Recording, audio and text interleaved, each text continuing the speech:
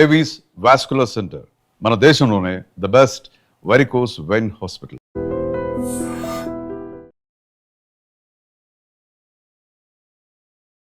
నమస్తే, welcome to iDream inside politics with కవిత.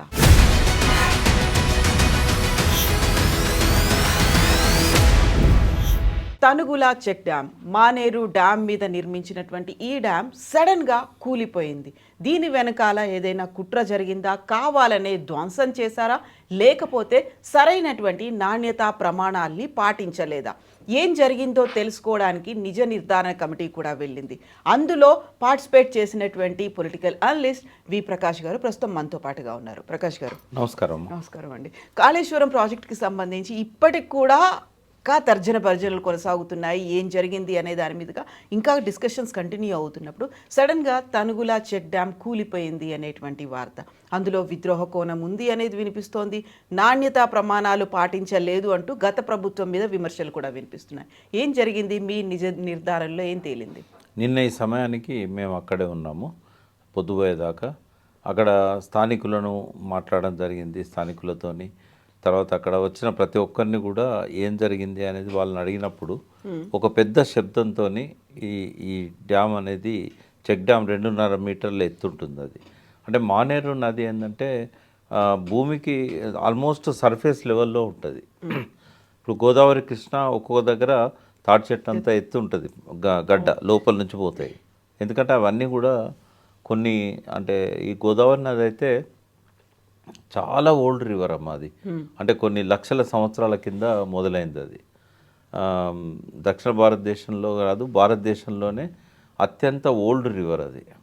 అట్లా మానేరు నదేమో అంత పాతది కాదు అది, కాబట్టి అది భూమి లెవెల్లోనే పోతూ ఉంటుంది. చెక్ డ్యామ్స్ అక్కడ కట్టాలని చెప్పి కేసీఆర్ గారు ముఖ్యమంత్రి అయిన తర్వాత నిర్ణయం తీసుకున్నారు. అదొకటే కాదు, మొత్తం తెలంగాణలో 1800 చెక్ డ్యామ్స్ కట్టాలి. వీటిని వరద నీటితోని లేదా కాళేశ్వరం లాంటి గోదావరి కృష్ణానదుల నీటితోని అనుసంధానం చేసి తెలంగాణనంతా కూడా ఒక వాటర్ గ్రిడ్గా చేయాలి. భూగర్భ జలాలను పెంచాలి, ఎండిన బావులు బోర్లల్లోకి నీళ్లు రావాలి. ఎందుకంటే కేసీఆర్ గారు పాలన చేపట్టే నాటి పరిస్థితి ఏంటంటే ఒక పక్కన తినడానికి తిండి లేక, ఎంత భూమి ఉన్నా కూడా పంటలు పండించుకోవడానికి నీరు లేక, ఎంతో మా భూమి ఉన్న వ్యక్తులు కూడా దుబాయ్కి పొట్ట చేత పట్టుకొని పోతున్నారు, బొంబాయికి పోయి అడ్డ మీద కూలీలుగా మారుతున్నారు, నానా ఇబ్బందులు పడుతున్నారు, నిర్మాణ రంగంలో ప్రమాదాలలో మరణిస్తున్నారు. ఒక్క పాలమూరు జిల్లా నుంచే 14 లక్షల మంది వలసపోయిన చరిత్ర. అట్లా తెలంగాణలోని ప్రతి జిల్లా నుంచి కూడా, ఇప్పుడు బీహార్ నుంచి మన దగ్గరికి ఎట్లా వస్తున్నారో, ఒరిస్సా నుంచి ఎట్లా వస్తున్నారో, అప్పుడు తెలంగాణ వాళ్ళు అట్లా తిరిగేది అన్నట్టు. అయితే ఈ పరిస్థితి మారాలి, ముందు వాళ్ళకి నీళ్ళు ఇవ్వాలని చెప్పి రాష్ట్ర బడ్జెట్లో సగభాగం రైతుల కోసము, నీళ్ళ కోసము, కరెంటు కోసము, ఇటువంటి వాటి కోసమే ఆయన ఖర్చు పెట్టారు.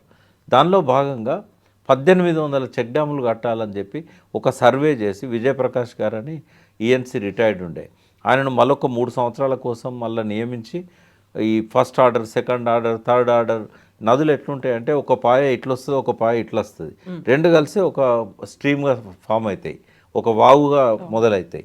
ఇది ఫస్ట్ ఆర్డర్ అంటారు. ఇట్లాంటి రెండు కలిసి వచ్చింది సెకండ్ ఆర్డర్ అంటారు, ఇది రెండు కలిసినాక. ఇట్లా మహానది గోదావరి కానీ కృష్ణ కానీ ఆ నదిలోకి కలిసేదాకా ఈ orders first order, second order, third order, fourth order అని ఉంటుంది. అందులో పెద్దగా ఉన్న వాగులు ఉంటాయి, అంటే ఒక 1/2 కిలోమీటరు. నిన్న మేము పోయిన దగ్గర 700 దాదాపు 800 మీటర్లు, అంటే ఇంకో 200 మీటర్లు అయితే కిలోమీటర్. గతంలో ఏ ప్రభుత్వం కూడా తెలంగాణలోనే కాదు భారతదేశంలో ఇంత పెద్ద నదుల మీద చెక్ డ్యాములు కట్టలేదు. ఆ చరిత్ర ఓన్లీ తెలంగాణకే దక్కింది. ఇదివరకు చెక్ డ్యాములు అంటే 50,000, 1,00,000, మ్యాక్సిమం పోతే ఒక 50 లక్షలు, కోటి రూపాయలు.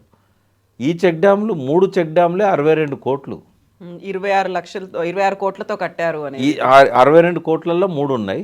అందులో ఇది 23 కోట్ల 52 లక్షల 50 వేలతో కట్టారు. ఇంకా ఇనాగరేషన్ కాలేదు. కట్టింది ఎవరో కాదు, రెవెన్యూ మంత్రి పొంగులేటి శ్రీనివాసరెడ్డికి సంబంధించిన రాఘవ కన్స్ట్రక్షన్స్. 62 కోట్లతోని 3 చెక్ డ్యాములు వాళ్ళు మొదలుపెట్టారు. 3 చెక్ డ్యాములకు 82 కోట్లు కావాలని చెప్పి, 62 కోట్లు సరిపోదని చెప్పి ఇప్పుడు ప్రభుత్వాన్ని దరఖాస్తు పెట్టుకున్నారు. వీళ్ళు కట్టిన దానిలో వావిలాల చెక్ డ్యామ్ అనేది 3 ఏళ్ల కిందనే కన్స్ట్రక్షన్ అవుతున్న సమయంలోనే వరద వచ్చినప్పుడు కొట్టుకుపోయింది అది. అంటే వరద వల్ల కొట్టుకుపోయింది ఎట్లుంటుంది, బాంబు వల్ల కొట్టుకుపోయింది ఎట్లుంటుంది అనేది నిన్న మాకు కనబడ్డది.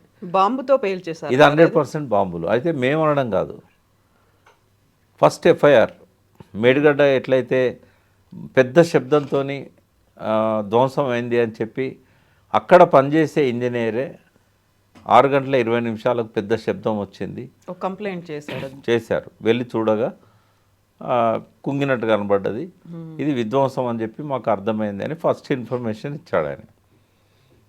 ఆ ఎఫ్ఐఆర్ అక్టోబర్ 22, 2023 ఈరోజు వరకు అటుకు మీదకెళ్ళి ఆ ఎఫ్ఐఆర్ తీసింది లేదు, దాన్ని పట్టించుకున్నది లేదు. ఇక్కడ కూడా ఏం జరిగింది, ఇది జరిగింది నవంబర్ 21, అంటే సరిగ్గా 15 రోజుల క్రితం అమ్మ. నవంబర్ 21 నాడు రాత్రి 10 గంటలకు పెద్ద శబ్దంతో చుట్టుపక్కల ఊళ్ళన్నీ కంపించిపోయినాయి. ఏమైందని చెప్పి అప్పుడు ఆ ఇంజనీరు అప్పటికప్పుడు బయలుదేరి వచ్చి ఆ రాత్రి చూస్తే అక్కడ 90 మీటర్ల పొడుగు ముక్కలు ముక్కలు అయిపోయింది, 7 ముక్కలుగా మారిపోయింది. ఒక్కొక్క ముక్క ఎగిరి వచ్చి పైన పడ్డాయి, అంటే ఎగువ భాగంలో. ఒకవేళ వరద కొట్టుకపోతే కిందికి పోతాయి. ఆశ్చర్యం ఏంటంటే మేడిగడ్డ దగ్గర ఆ రోజు వరద లేనట్టే ఇక్కడ కూడా వరద లేదు. అంతకంటే ఒక వారం 10 రోజుల ముందే 66,000 క్యూసెక్లు, అంటే రోజుకు 5 టీఎంసీలు పోయింది అక్కడ నుంచి. లోయర్ మానేర్ డ్యామ్ వరద అంతా కూడా, ఇది లోయర్ మానేర్ డ్యామ్ కరీంనగర్ దగ్గర ఉన్నది కదా, దాని దిగువన ఉంటుంది అన్నట్టు. అంత పెద్ద వరద పోతే చెక్కు చెదరలేదు అది.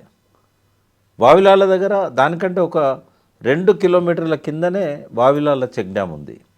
ఈ వావిలాల చెక్ డ్యాము కడుతున్నప్పుడే కింద పునాది సరిగా లేక నీళ్లు లీక్ అయినా ఉన్నాయి. చేపలు పడదామని మత్స్యకారులు పోయిన వాళ్ళకు నీళ్ళు కిందికెళ్ళి వెళ్ళిపోవడం అనేది వాళ్ళు చూశారు. వ్యవసాయం చేద్దాం అనుకున్న రైతులకు కూడా దీన్ని నమ్మాల్సిన అవసరం లేదు, నీళ్ళు లీక్ అయిపోతున్నాయి. వాళ్ళు పైపులు వేసుకుంటారు యువతలోటి నుంచి అవతలోటి నుంచి, ఈ నీళ్ళు ఉంటాయన్న గ్యారంటీ లేదని చెప్పి వాళ్ళు కూడా పైపులు వేయలేదు. ఒక పెద్ద వరద వచ్చింది, ఆ వరద వచ్చిన రోజే అది ధ్వంసమైంది. ఎందుకంటే అప్పటి నుంచే ఒక 5-6 నెలల ముందు నుంచే లీక్ అవుతూ ఉన్నది. అది కుంగిపోయినట్టు కూలిపోయినట్టు నాసిరకమైన నిర్మాణం. బట్ రాఘవ కన్స్ట్రక్షన్ చేసినట్టుంది, ఇప్పటిదాకా కేసులు లేవు వాళ్ళ మీద. ఆ లోపభూయిష్టమైన నిర్మాణం చేసి ప్రజాధనాన్ని వృధా చేసినని కూడా కేసు పెట్టలేదు. అప్పుడు టీఆర్ఎస్ ప్రభుత్వమే ఉంది. మరి వాళ్ళు ఎంక్వైరీ అయిపోయే లోపల గవర్నమెంట్ మారిపోయి ఉంటుంది ఎన్నికలకు ముందు. నిన్నటిది మాత్రం ఖచ్చితంగా అది బాంబులు పెట్టినట్టుగా ఆధారాలు దొరికినాయి. ల్యాబొరేటరీ పరీక్షలకు కూడా పంపించారు ఇంజనీర్లు. తెల్లవారి దాని మీద పూర్తి విచారణ చేసిన ఎగ్జిక్యూటివ్ ఇంజనీర్ ఆయన కూడా ఆ రిపోర్ట్ ఇచ్చాడు, ఇది విధ్వంసం, ఇది డ్యామేజ్, ఇది బ్లాస్ట్ అని. ఇది అక్టోబర్ 23 నాడు ఇచ్చాడు ఆయన, నవంబర్ 23 నాడు. నవంబర్ 23, నిన్నటి 12 రోజులు. దాని మీద కూడా ఏ చర్య లేదు, ఒక్కరి మీద కూడా విచారణ జరపలేదు. ఎవరికి అవసరం ఉంటుంది అది బ్లాస్ట్ చేయాల్సిన అవసరం? ఆ శబ్దానికి చేపలన్నీ చచ్చిపోయినాయి. ఇట్లా అరిచే వెడల్పుతో ఉండే తిలాపియా చేపలు. నిన్న మాతో పిట్టల రవీందర్ గారు వచ్చారు, నిజాం నిర్ధారణ కమిటీలో. ఆయన మత్స్యశాఖకు సంబంధించి ఆయన ఇదివరకు చైర్మన్గా కూడా పనిచేశారు. ఆయన చెప్పాడు ఇదంతా కూడా తిలాపియా చేపలు చాలా వర్త్ ఉంటాయి, చాలా ఇట్లా కిలోకి ఇంత ధర పలుకుతుంది. ఇది శబ్దానికి ఇట్లా బాంబ్ బ్లాస్ట్ అయితే తప్ప ఇట్లా చచ్చిపోవు. అక్కడనే ఉన్న ఒక పెద్ద మనిషి ఏం చెప్పాడంటే, నేను వెనకటి రోజులలో చేపలు పడ్డానికి పోయినప్పుడు చిన్న సౌండ్ వచ్చేటట్టుగా ఏదన్నా పెట్టేది, పెట్టడంతో ఒకసారి సౌండ్ రాగానే చేపలన్నీ చచ్చిపోయి పైకి వచ్చేటి, వాటిని పట్టుకొని పోయేటోళ్ళం మేము అని చెప్పాడు. వైబ్రేషన్కే, ఆ సౌండ్కు ఆ వైబ్రేషన్ చచ్చిపోతాయి అవి. అయితే ఆ చేపలు దొరికినాయి మాకు నిన్న ఆడ ఇసుకలో, అక్కడక్కడ పడి ఉన్నాయి. అంటే ఖచ్చితంగా ఎటువంటి డౌట్ లేకుండా మాకు అది బాంబ్ బ్లాస్ట్ అనేది అర్థమైపోయింది. మామూలు విధ్వంసం లేదు ఆడ, మీకు నేను ఫొటోస్ పంపిస్తాను. మామూలు విధ్వంసం కాదు, అది చాలా దారుణంగా. మాతో పాటు నిన్న ప్రొఫెసర్ సీతారామరావు గారు, అంబేద్కర్ ఓపెన్ యూనివర్సిటీకి 2 సార్లు వైస్ ఛాన్సలర్, ఆయన వచ్చారు. దామోదర్ రెడ్డి గారని కాళేశ్వరం ఇంజనీర్ల కమిటీ రిపోర్ట్ రాసిన 5గురిలో దామోదర్ రెడ్డి గారు ఒకరు, చాలా సీనియర్, 80 years పైన ఉంటారు. తర్వాత శ్రీధర్ దేశపాండే గారు వచ్చారు. గతంలో ఆయన ఇంజనీర్గానే కాక కృష్ణా గోదావరి బోర్డులో పనిచేశారు, డిప్యూటీ సూపరింటెండింగ్ ఇంజనీర్ ఇన్ఛార్జ్గా ఉన్నాడు. ఎగ్జిక్యూటివ్ ఇంజనీర్గా రిటైర్ అయినట్టున్నారు. మన సీఎం గారికి హరీష్ రావు గారికి ఓఎస్డీగా పనిచేశారు ఆయన. ఇంకా చాలామంది ఉద్యమ నాయకులు వచ్చారు. వీళ్ళందరూ కూడా ఏకగ్రీవంగా నిన్న హైదరాబాద్ సెంట్రల్ యూనివర్సిటీ రాఘవరెడ్డి గారు వచ్చారు. నీళ్ళ మీద ఆయన బాగా పరిశోధన చేస్తారు. అందరూ ఏకగ్రీవంగా తేల్చేశారు. తెలంగాణ వికాస సమితి సభ్యులు కూడా వచ్చారు. ఎర్రో శ్రీనివాస్ అని, విజయానంద్ అని, జర్నలిస్టులు మన శంకర్ బుచ్చన్న కూడా వచ్చారు. ఎందుకంటే ఈ జర్నలిస్టులు కూడా ఇటువంటి జరిగినప్పుడు మౌనంగా ఉండకూడదని నేను రిక్వెస్ట్ చేసి వాళ్ళని తీసుకెళ్ళాను. అంటే సమాజంలో ఎప్పుడైతే చైతన్యం పెరుగుతున్నట్టుగా ఒక సంకేతంగా కనబడుతుందో అప్పుడు ఇటువంటి దొంగలు ఇటువంటి పేల్చడానికి వెనకపోతారు. కాబట్టి విద్యావంతులు కానీ, జర్నలిస్టులు కానీ, న్యాయవాదులు కానీ, రిటైర్డ్ ఇంజనీర్స్ కానీ ఇటువంటి వాటి మీద స్పందించాలి. ఒక సింబాలిక్గా నిన్న ఫస్ట్ టైము ఇదివరకు 40 ఏళ్ళ నుంచి నేను నిజ నిర్ధారణ కమిటీలలోకి పోతున్నా. అవన్నీ కూడా బూటకపు ఎన్కౌంటర్ల మీద వేసిన కమిటీలు. బట్ నిన్న ప్రజల సమస్య మీద మనం ఆ నిజ నిర్ధారణ కమిటీ పోవాలని చెప్పి నిర్ణయం తీసుకొని వీళ్ళందరినీ నేనే సమీకరించుకొని తీసుకొని పోయినాను. అంటే ఈ స్పందన రేపు కనువిప్పు కావాలి. ఎవరు ఊరుకోరు, సమాజం చాలా యాక్టివ్గా ఉంది, ఎవరు ఒప్పుకోరు అనే విషయాన్ని ఒక మెసేజ్ లాగా ఇవ్వాలని చెప్పేసి నేను చేయడం జరిగింది. అది దీని మీద ఈరోజు వరకు కూడా పట్టించుకోవట్లేదు ప్రభుత్వం. మేము చెప్పిన తర్వాత కూడా అంతకంటే ముందు హరీష్ రావు గారు పోయారు, అంతకంటే ముందు పెద్దపల్లి ఎమ్మెల్యే పోయారు, బండి సంజయ్ పోయారు. ఎఫ్ఐఆర్ను మాత్రం ఎంక్వైరీ చేయకుండా పక్కకు పెట్టారు. బండి సంజయ్ గారు ఆయనకి ఎవరైనా ఇన్ఫర్మేషన్ ఇచ్చారేమో లేదా పోయిండో తెలియదు. బట్ ఆయన ఏమంటారంటే ఇది నాసిరకమైన నిర్మాణము అని చెప్తాడు. తర్వాత ప్రభుత్వం తరఫున పోయిన అక్కడ లోకల్ ఎమ్మెల్యే పెద్దపల్లి విజయరమణారావు కాంగ్రెస్లో ఉన్నాడు. ఆయన కూడా ఏమంటాడంటే ఇది నిర్మాణం లోపం అంటాడు. అంటే నేను ఒకటే అడుగుతున్నాను, నిర్మాణ లోపం అయితే మీ దగ్గర మంత్రి ఉన్నాడు కట్టిన ఆయనే, చర్య తీసుకోండి ఆయన మీద. మరి ఇంజనీర్లు మీ ప్రభుత్వంలో పనిచేస్తున్న వాళ్ళే రాశారు కదా ఇది డ్యామేజు.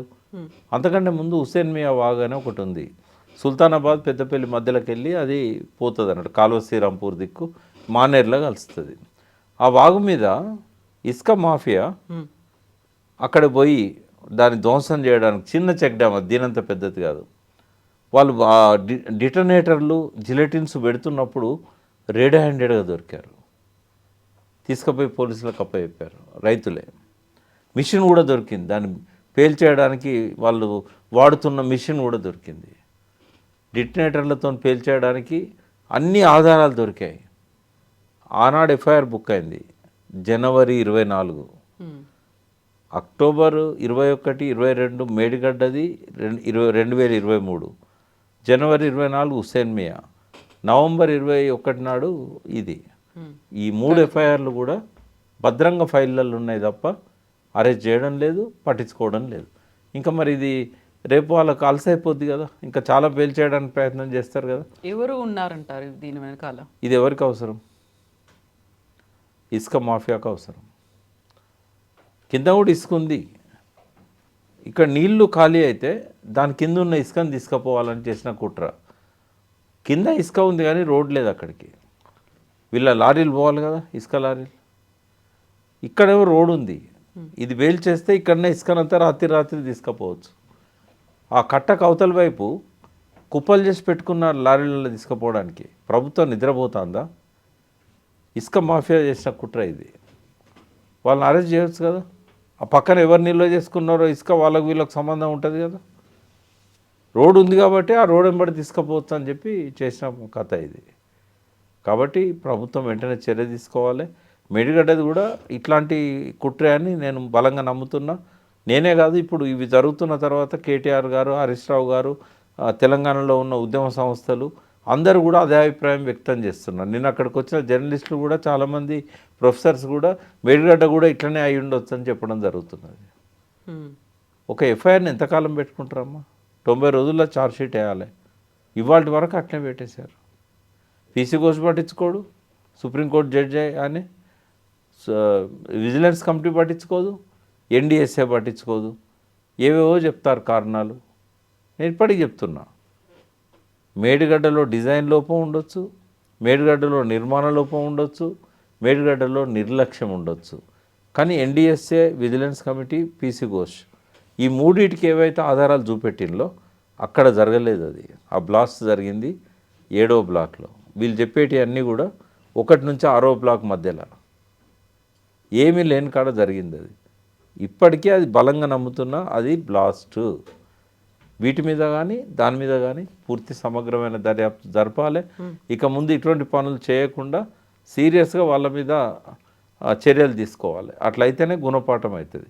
ఒక్కసారి నేను కూడా అప్పీల్ చేస్తున్నా, వాళ్ళు ఇసుక దొంగలైనా వాళ్ళు తెలంగాణలో.